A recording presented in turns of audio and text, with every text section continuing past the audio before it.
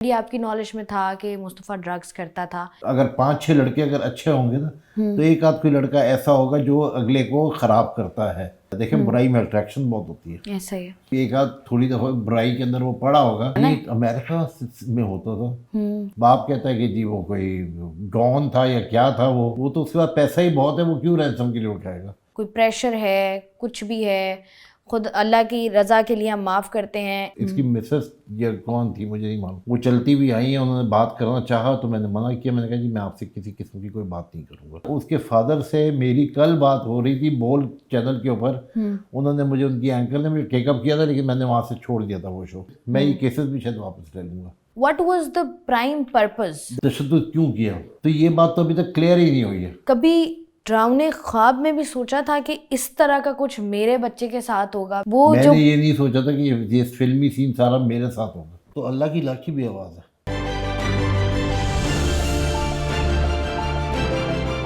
इस वक्त बात करने के लिए हमारे साथ आमिर शुजा साहब मौजूद हैं, जो कि मुस्तफ़ा आमिर के वालिद हैं। और वही बात करूँगी जिस तरीके से बहुत सारी कहानियाँ, किस्से कहानियाँ, क़यास आराइयाँ में सुनने को मिल रही हैं। बहुत सारी ऐसी चीज़ें हैं जो कि बहुत कंफ्यूजिंग हैं। उसको थोड़ा सा क्लियर आउट करने के लिए और चीज़ों को थोड़ा सा स्मूथ आउट करने के लिए हम आज जो हैं वो मुस्तफ़ा आमिर के वालिद के साथ मौजूद हैं। सबसे पहले तो बहुत बहुत शुक्रिया। और जितना मुश्किल वक्त है ये, अल्लाह पाक आपके लिए भी आसानियाँ करे और अल्लाह पाक मुस्तफ़ा आमिर के लिए भी आसानियाँ करे।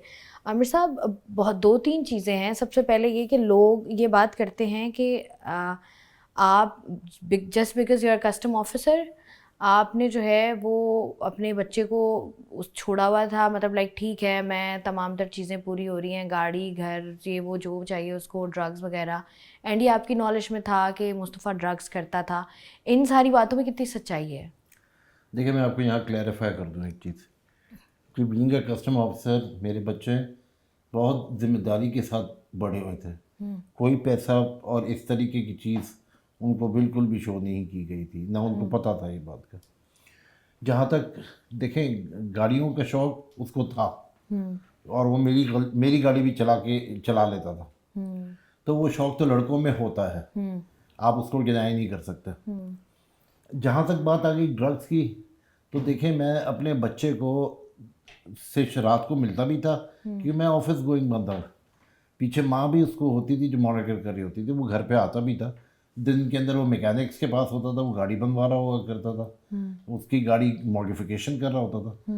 तो बात ये जो लव ड्रग्स का है ना, वो ड्रग्स का लव, देखें, डिफेंस के अंदर या कराची के अंदर या पाकिस्तान के अंदर लड़के अगर 5-6 लड़के अगर अच्छे होंगे ना तो एक आध कोई लड़का ऐसा होगा जो अगले को ख़राब करता है या अगले को अट्रैक्शन देता है। देखें, बुराई में अट्रैक्शन बहुत होती है। ऐसा ही है। ठीक है ना, किसी अगर एक आध थोड़ी दफ़ा बुराई के अंदर वो पड़ा होगा, लेकिन कोई हैबिचुअल मैंने नहीं देखा कभी वो किसी इशू के अंदर है। क्योंकि वो मलेशिया भी गया था, कोविड के दौर में वो वापस आ गया था। जो ड्रग बच्चा लेता है ना, वो कभी भी ये सारी चीज़ें नहीं कर रहा होता।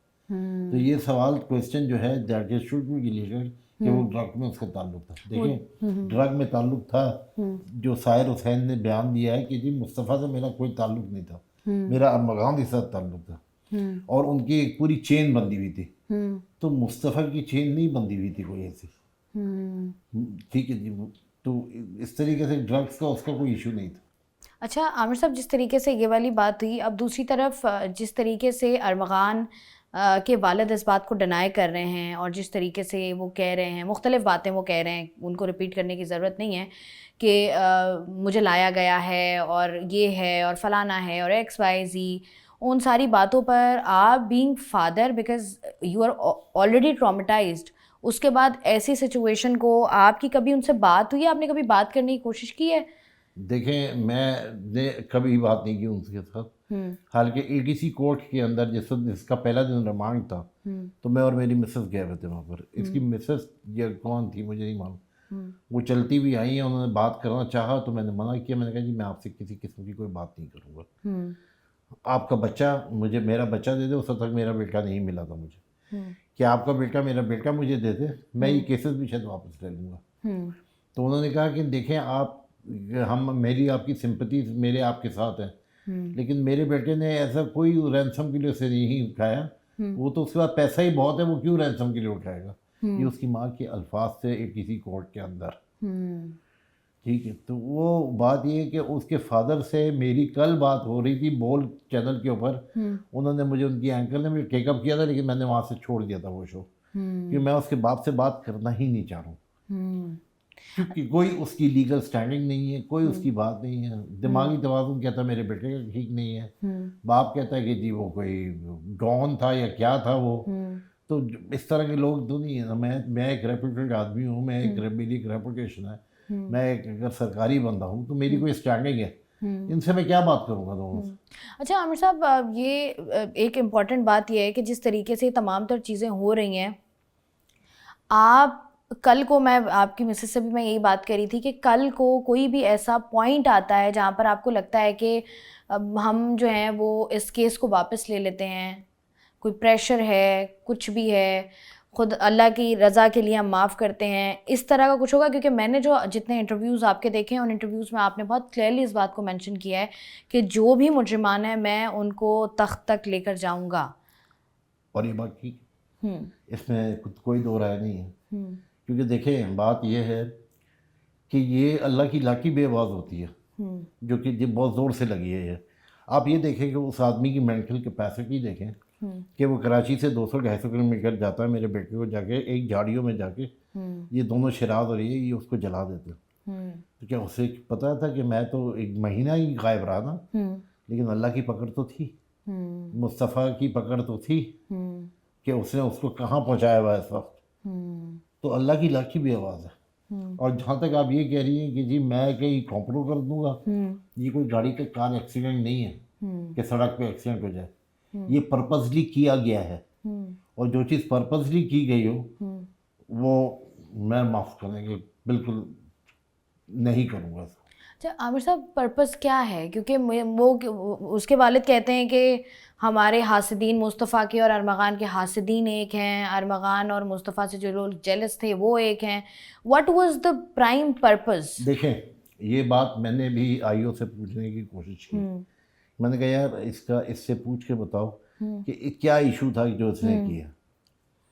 देखें अभी तक क्लैरिटी नहीं आई है इसके अंदर। मुझे एक बात बताएं कि मुझे वही नहीं आएगी ना, अब मेरा बेटा तो रहा नहीं है, अगर मेरा बेटा ज़ख्मी भी होता तो वो मुझे सारी चीज़ें बता देता कि जी मैं गया था और क्यों गया था, किस लिए गया था। तो ये बात तो अभी तक क्लियर ही नहीं हुई है। वो गया, उसको उसके उन्होंने तशद्दुद किया, मारा, तशद्दुद क्यों किया। अब या तो मैं तो उस पॉइंट को लूँगा कि जी कोई पैसे की लेन देन नहीं थी, तो कोई जेलसी थी, वो उसको जेलसी और हसद के अंदर मारा, क्योंकि मेरा बेटे की दोस्तियाँ बहुत फ्रेंडली सर्कल था उसका, या किसी ने उसको बगअप किया है और उसने ये हरकत की है।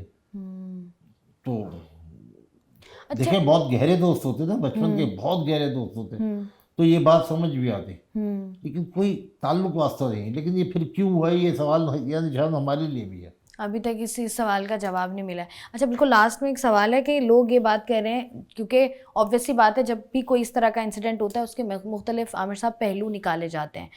अब लोग ये बात करते हैं कि चूँकि जिस तरीके से ड्रग्स की रेल पेल इर्द गिर्द होती है, जिस तरीके से पैसे की रेल पेल इर्द गिर्द होती है, उसकी वजह से इस तरह के प्रॉब्लम्स क्रिएट होते हैं। जो मार्क एक्स मुस्तफ़ा के पास थी दैट वाज अनरजिस्टर्ड, वो अनरजिस्टर्ड थी। नहीं, और let me clear you, please let me clear you, वो गाड़ी रजिस्टर्ड थी, वो मेरे बेटे के दोस्त उसकी फादर के नाम पे थी, पुलानी के नाम पर, वो गाड़ी रजिस्टर्ड थी। वो गाड़ी हमारे घर पे कोई एनसीपी गाड़ी नहीं चल रही है।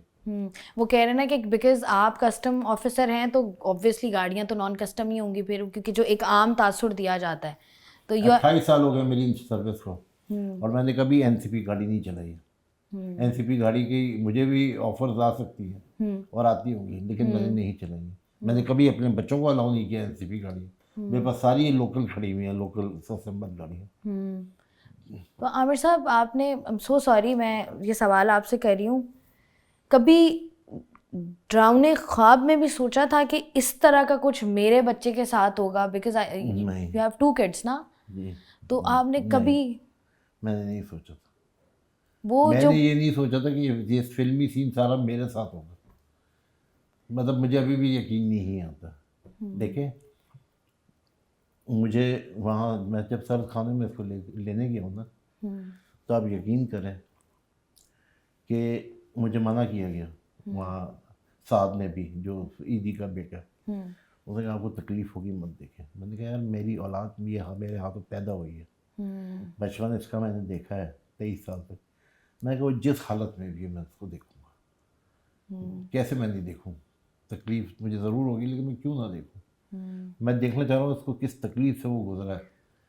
शायद वो ये कह रहा हूँ कि बाबा मुझे बचाओ, ये सारी, वो ज़िंदा था जब इन्होंने हरकत की है, तो मुझे बताया आप मैं इसको कैसे छोड़ दूँ, दीद की बात कैसे इससे कर लूँ, ताकि आने वाले बच्चे ये बाहर निकले और आने वाले बच्चे के साथ भी यही हो। नहीं, इसका तो एंड होना चाहिए। इसको सज़ा जब तक मिल नहीं जाती, यू आर स्टैंडिंग। जब तक मैं जिंदा हूँ। If you are standing, I think whole nation is standing with you. जब तक मैं जिंदा हूँ। जिंदा हूँ मतलब कुछ खतरा है, धमकियाँ मिल रही हैं? नहीं, कोई धमकी नहीं है, लेकिन यहाँ कुछ भी हो सकता है। तो मैं वो कहते हैं मुझे लाया गया है और मैं ये, तो आपको लगता है कि क्या कुछ लोग अक्सर उनके बारे में कयास आराइयाँ करते हैं कि ये कोई अलग चीज़ हमने पहली दफ़ा देख ली है, अरमगान के जो अब्बू हैं मतलब बिल्कुल ही कुछ नया कैरेक्टर है, उसके बारे में क्या आगे कुछ? कौन, अरमगान या कैरेक्टर? अरमगान के अब्बू जो हैं जी, वो काफ़ी ज़बरदस्त कैरेक्टर है। तो आपको लगता है कि वो जो कहते हैं मुझे लाया गया है, मुझे, वो तो कहते हैं मैं एजेंसी का बंदा हूँ, हाँ, मुझे पैसे दें इंटरव्यू के, हाँ, तो आपको लगता है आपने कुछ थोड़ी बहुत बिकॉज आपका, क्योंकि आप ही का केस है सारा, आपने थोड़ी रिसर्च की है तो पता चला है कि कौन है यार ये शख्स, ये आपने जाना है? अमेरिका में होता था और अमेरिका के अंदर शायद मेरे ख्याल से कोई फ्राइड चिकन वगैरह की उसमें भी काम करता था और जॉब्स करता था वहाँ पर ही। लेकिन ये कैसे बना है, ये सवाल, ये निशान है, ये सवालिया निशान है और बहुत सारे सवालिया निशान है, बहुत सारे सवालात हैं जो पैदा हुए हैं। और मुझे सिर्फ़ और सिर्फ इस बात का जो सवालिया निशान या जो थॉट्स मेरे दिमाग में आती हैं वो ये आती हैं कि एक 29 साल का लड़का कितना ब्रूटल हो सकता है, या हमारे इर्द गिर्द रहने वाले वो लोग जिनको हम अपने दोस्त कंसिडर करते हैं, जिनके साथ बैठकर वो हम तमाम काम कर रहे होते हैं या हम समझ रहे होते हैं कि ये हमारे ज़्यादा करीब हैं, उसके बाद किस तरीके से जो है वो वाक़यात होते हैं आपको पता ही नहीं चलता। और एक आजकल के दौर में मतलब आपके घर से कोई भी बंदा, आपका भाई, मेरी बहन या मेरे माँ बाप या मैं खुद, हम घर से बाहर निकलते हैं तो इंसान ने सोचा ही नहीं होता कि आप ये सोचकर निकलते हो कि मैं आधे घंटे में घर वापस आ जाऊंगा, और ऐसा, और वो आधे घंटे का सफ़र इतना लंबा हो जाता है कि वो सारी ज़िंदगी ना आपके घर वाले आपका चेहरा देख पाते हैं और ना आप कभी दोबारा उनसे मिल पाते हो।